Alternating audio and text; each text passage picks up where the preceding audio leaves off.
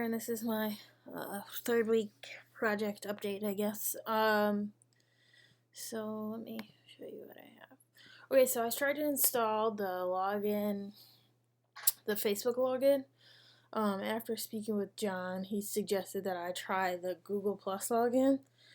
He said it was easier. To me, it seemed harder.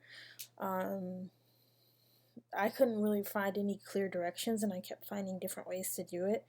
But none seemed to be, up to date, I guess, with what Google has right now.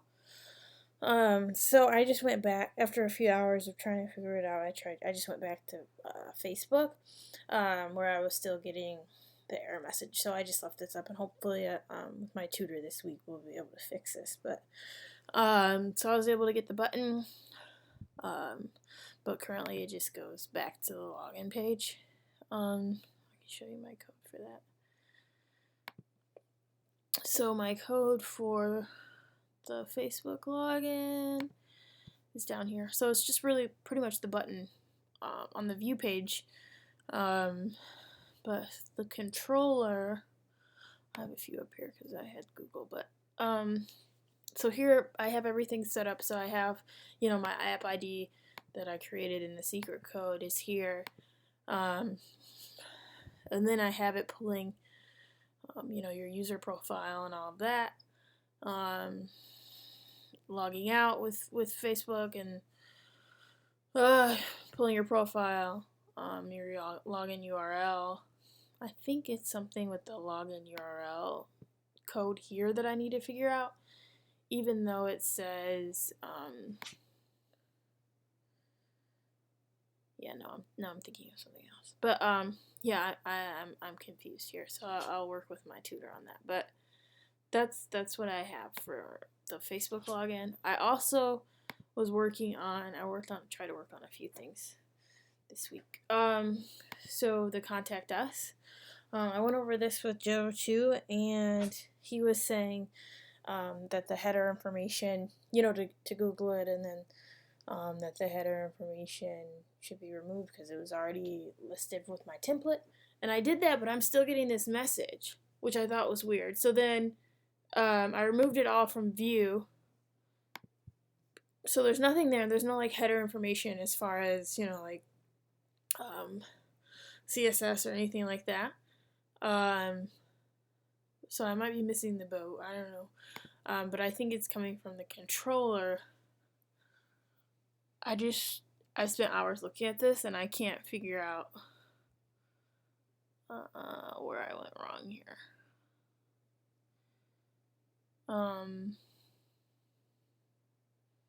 Because I have it going to my email address, validating the email, the subject, the message, using the helper, the form helper, form validation, input the forms, email settings. I don't know, I've gone over this a few times. Once again, I'll have my tutor look at this. I think I'm on the right track. It's probably something really small. And then while talking to Joe, we also talked about, because I was trying to have it so once someone logged in, they're able to, adjust, change, or filter, I guess, or sort their database of patterns. I was working on creating or linking that database, or linking.